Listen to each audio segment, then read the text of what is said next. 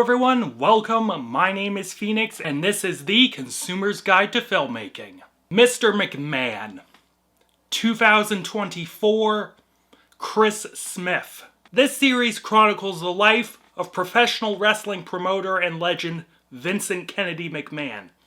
I am sorry, Vincent Kennedy McMahon. Okay, anyways, yeah. Otherwise, he is known by his professional wrestling character name, Mr. McMahon. From the mouth of Mr. McMahon himself, as well as journalists and wrestlers, this series traces his early life and early days in the wrestling business, all the way to the current allegations made by Janelle Grant, and it will show us what his impact was on the pro wrestling business. Man, where do we begin about Vincent Kennedy McMahon? I guess I gotta jump right into things because to sum this up in a sentence, God, it's nearly impossible. To anyone who knows me or follows my film reviews, you know I am a massive professional wrestling fan. I have watched wrestling since I was a wee lad, having watched the current product for well over 20 years. My thoughts about who Vince McMahon is in this review will not be about him as a booker or a promoter. That is a entirely different conversation and would take up way too much time. But to sum that up in a few words, when he was on, Vince was fucking untouchable. But this documentary is not about Vince the promoter. It is about Vince the man, even though those two things are interconnected. Hearing from not only Vince himself, but from the wrestlers that worked for him, wrestling personalities that were closely linked to him, as well as reporters close to the current controversies surrounding Vince, here painted a complex portrait of this man.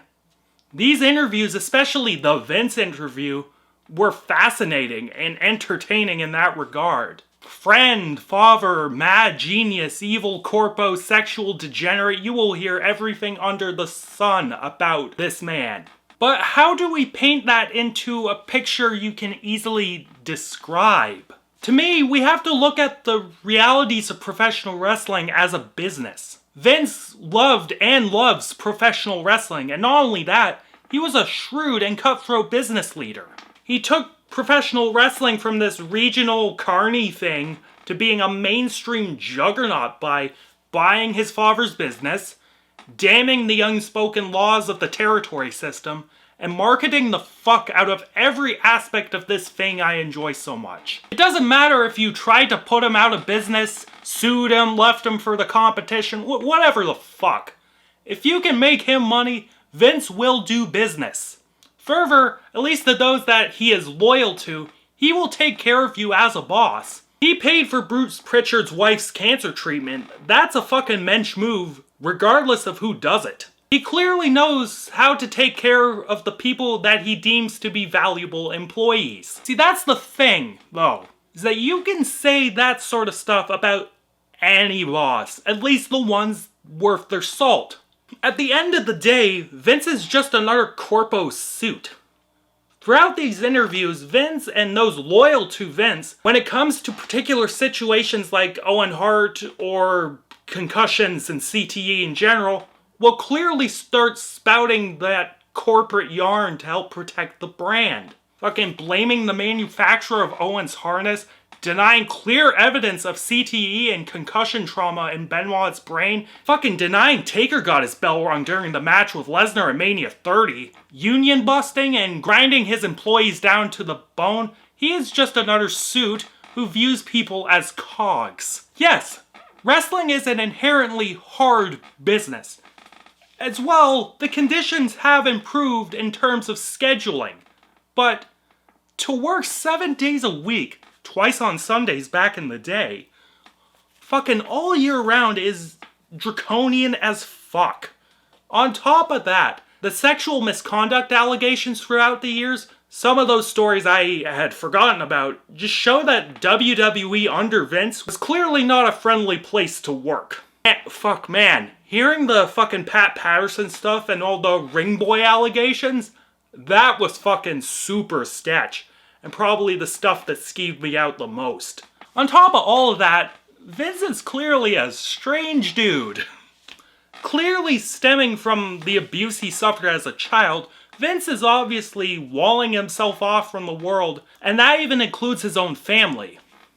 That whole machismo just get over it mentality when it comes to facing trauma can only get you so far. It leads to you taking that trauma out in tons of ways clearly negative. While he loves his kids and his family, that much is clear, there's obviously a strained relationship there between Vince and Shane. That fucking, drive the dagger in my heart story. Holy fuck. Vince, chill. Further to this, you have to assume all the weird sexual shit he's into and all the affairs, that kind of has to do with him getting diddled as a kid. Like, there's obviously a connection there.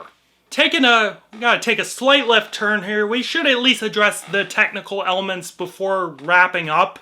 In short, it was pretty good. It was visually not too spectacular, musically also not too spectacular, but it was clearly well edited. There is some great visual association done throughout the series. I loved when Vince was talking about CTE and concussions, and it just kept cutting back to Chris Benoit getting dumped on his neck and head. Like, come on guys, Vince, Steve, come on. How was his brain not falling apart? Just admit getting knocked on your head a bunch isn't good for you. That's all it takes.